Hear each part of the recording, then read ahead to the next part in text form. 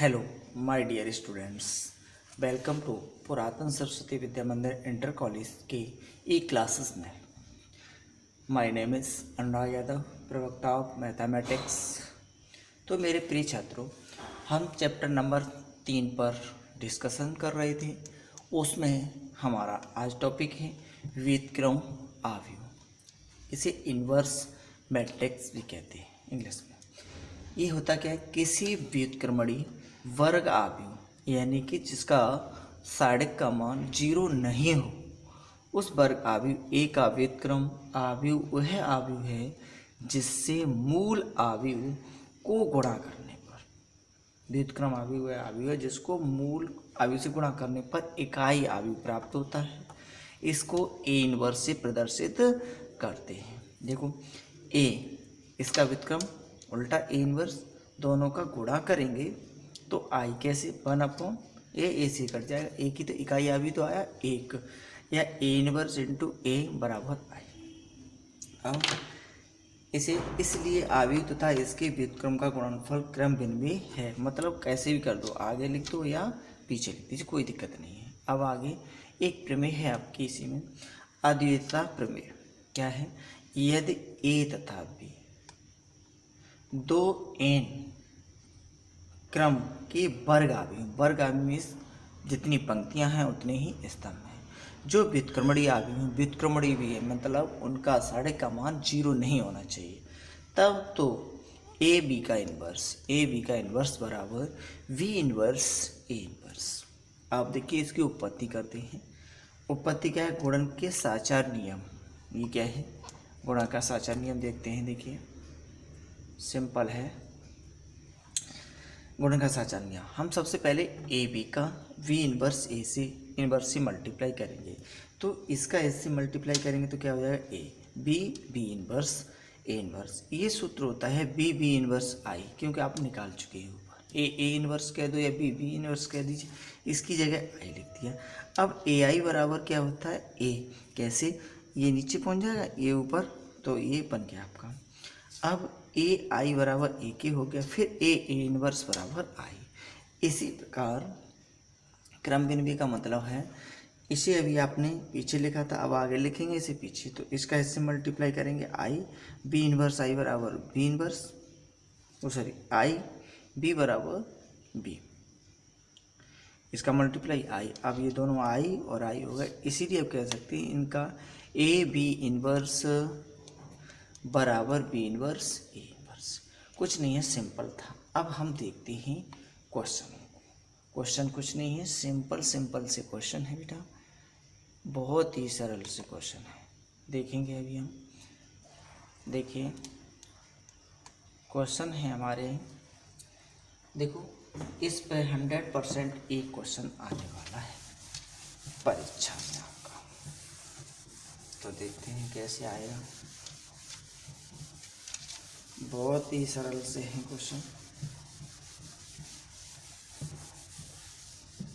इसे मैंने पूरे को मिटा दिया है थोड़ा.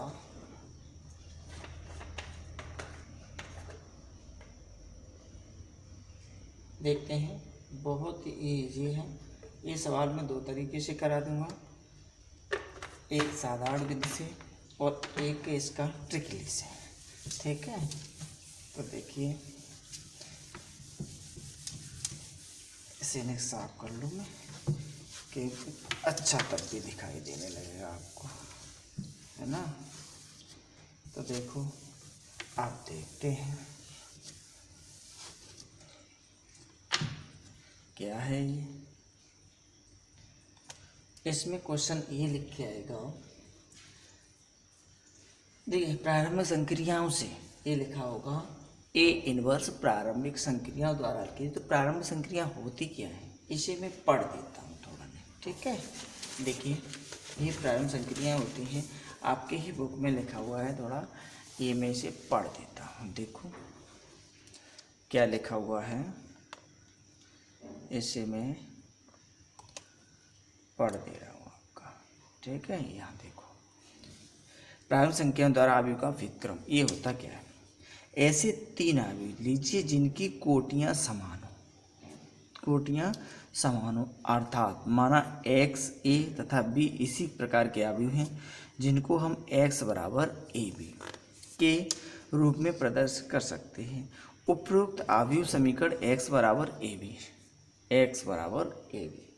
पर संक्रियाओं का प्रयोग करेंगे। इस बात का ध्यान रखेंगे कि बाएं पक्ष तथा एक्स पर जिस संक्रिया का प्रयोग करेंगे उसी संक्रिया का दूसरे पक्ष में भी प्रयोग करेंगे। ठीक है, संक्रियाओं का प्रयोग दोनों पक्षों में तब तक करते रहेंगे जब तक कि बाएं पक्ष में यानी इधर वाले पक्ष में LHS में दिए गए अवयव x का मान i के बराबर ना हो जाए, अर्थात x बराबर ए बी के स्थान पर i बी ए प्राप्त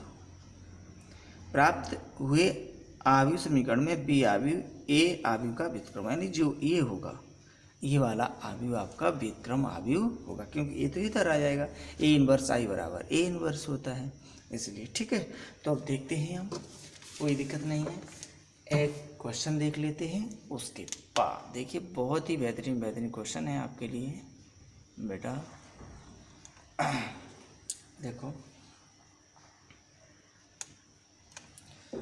एक्सरसाइज है हमारी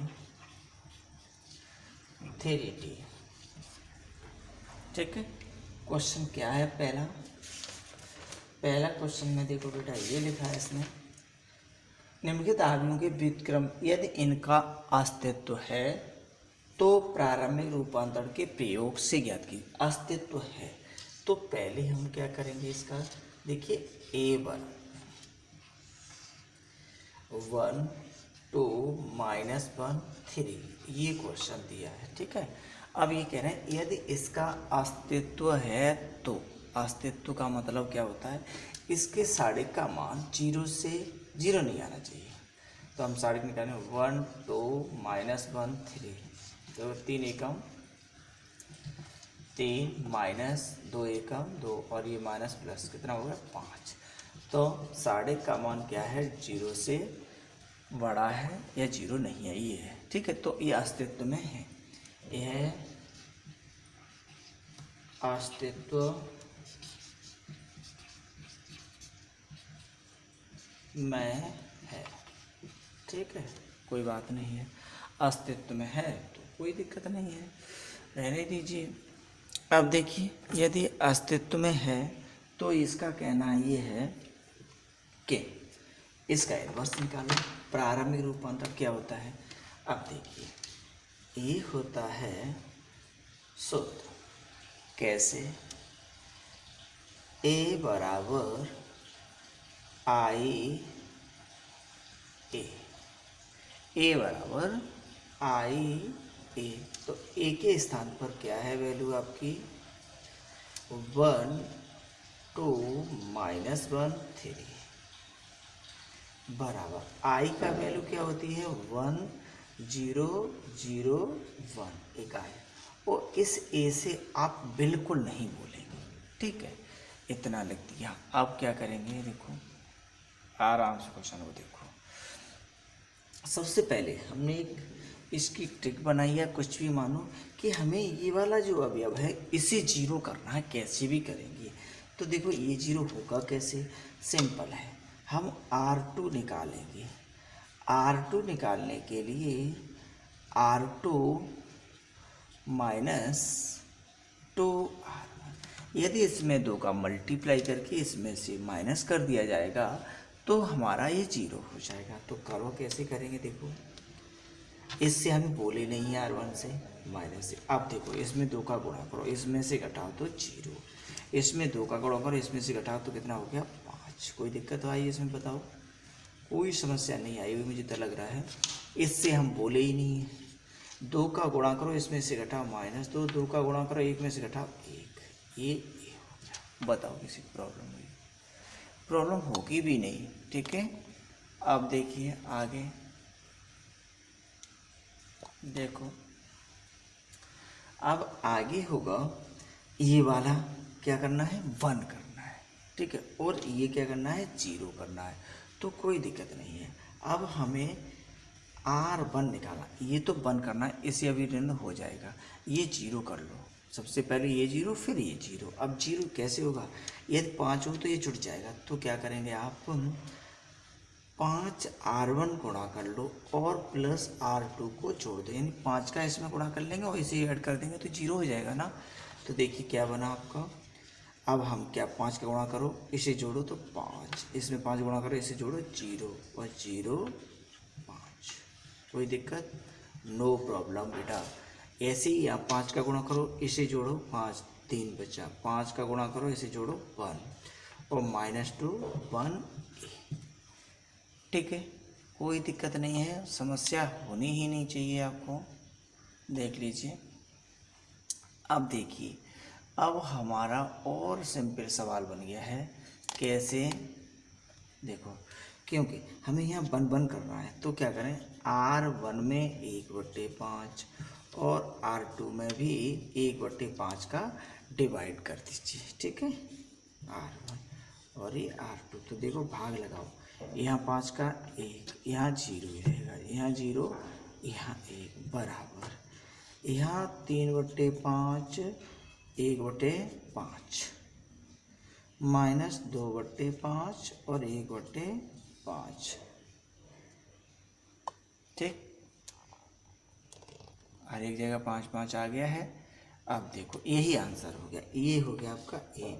ये आई का रूप बन गया, अरे बन गया कि नहीं बन गया, आई, और ये इधर आके ए इन्वर्स हो जाएगा और ये बन गया आपका 3/5 1/5 -2/5 और 1/5।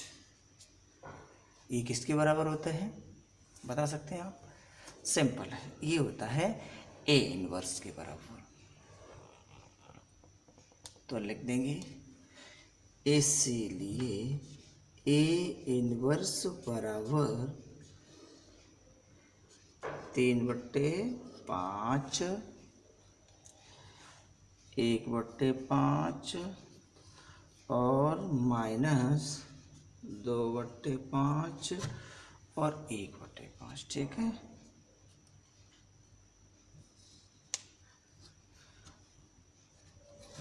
बताओ इस सवाल में किस भैया को प्रॉब्लम आई? किसी को नहीं आई, पक्की सी बात है, सिंपल सिंपल से क्वेश्चन है। ठीक है, कोई प्रॉब्लम नहीं होगी, मुझे यकीन है। अब हम अगला क्वेश्चन देखते हैं, इसी तरह का है, इसे हम मिटा देते हैं। देखिए बच्चों, बहुत ही सरल है, मैंने पहले ही बोल दिया है कि ये जो एक्सरसाइज है बहुत ही सिंपल एक्सरसाइज है, कोई दिक्कत वाली बात नहीं है, आपको लेनी ही नहीं है दिक्कत। तो देखें और आगे देखिए, सेकंड क्वेश्चन देखते हैं इसका।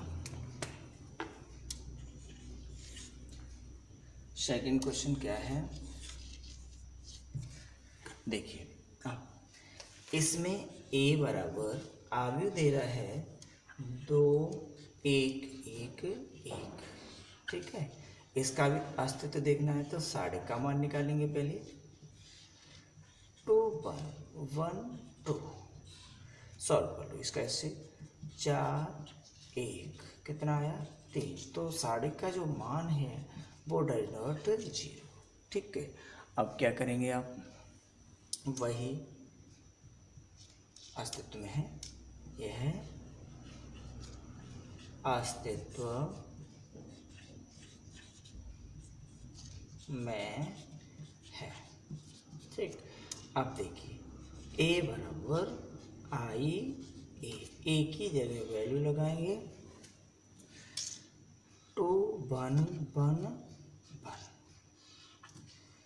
आई का मान 1 0 0 1 ए हो गया। ठीक, अब क्या करेंगे, हमें ए जीरो करना है, पहले ही बता दिया है।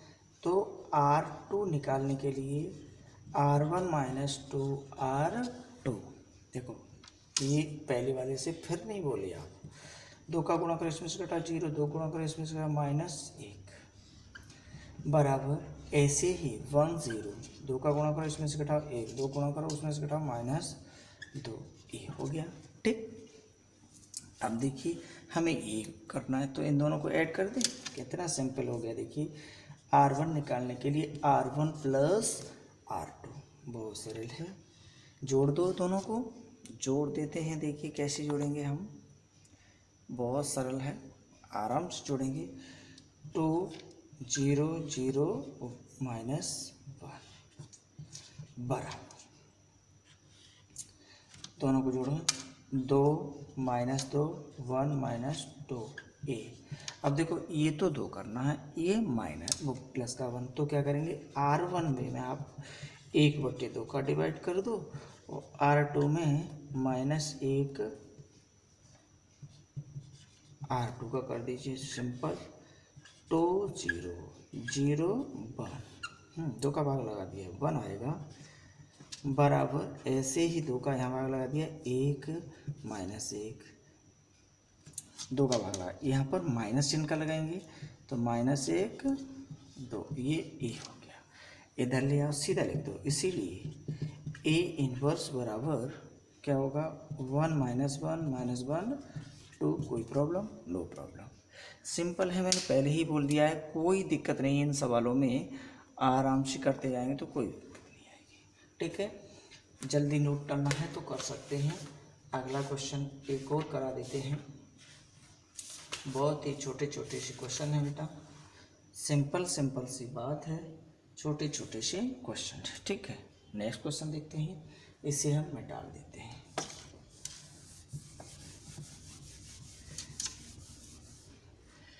देखिए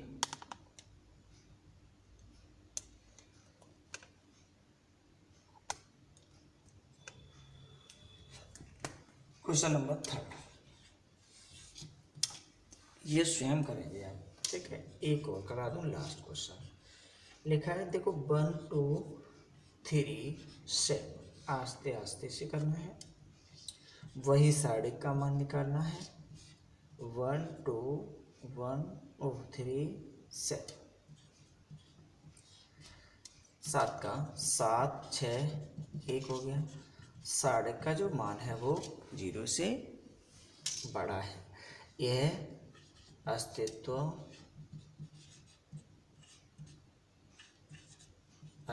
में है।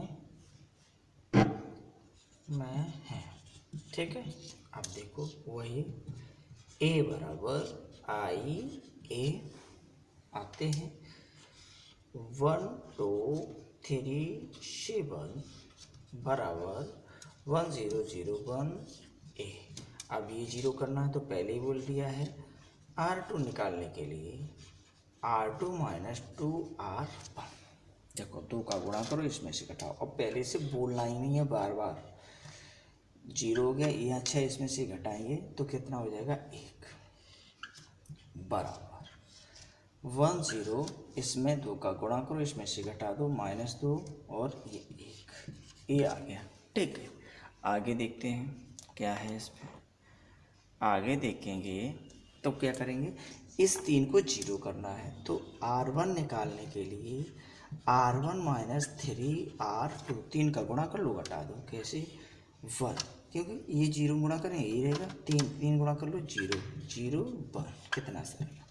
देखो 1 3 दूनी 6, इसमें से घटाएंगे 7, यहाँ आपका गुणा हो गया 3, इसमें से घटाएंगे तो -3 -2 1, ये ए हो गया। इसीलिए ए इनवर्स बराबर 7 -2 -3 1। पहले बोला है सबसे पहले पहला अवयव 0 करो, ये वाला R2 को। ठीक है, सिंपल क्वेश्चन थे, कुछ नहीं दिक्कत हुई आपको, इतने ही क्वेश्चन में कराऊंगा। आगे वाले क्वेश्चन आपको स्वयं सॉल्व करना है। ठीक है बच्चों, कोई प्रॉब्लम नहीं, मैंने पहले ही बोल दिया है कि सरल सरल से क्वेश्चन है। आगे वाले क्वेश्चन आपको अधिक करने, कल हम 3x3 का कराएंगे और 3x3 वाला जो है बहुत ही सिंपल इजी नियम से कराऊंगा। ठीक है, ओके, कल फिर मिलते हैं।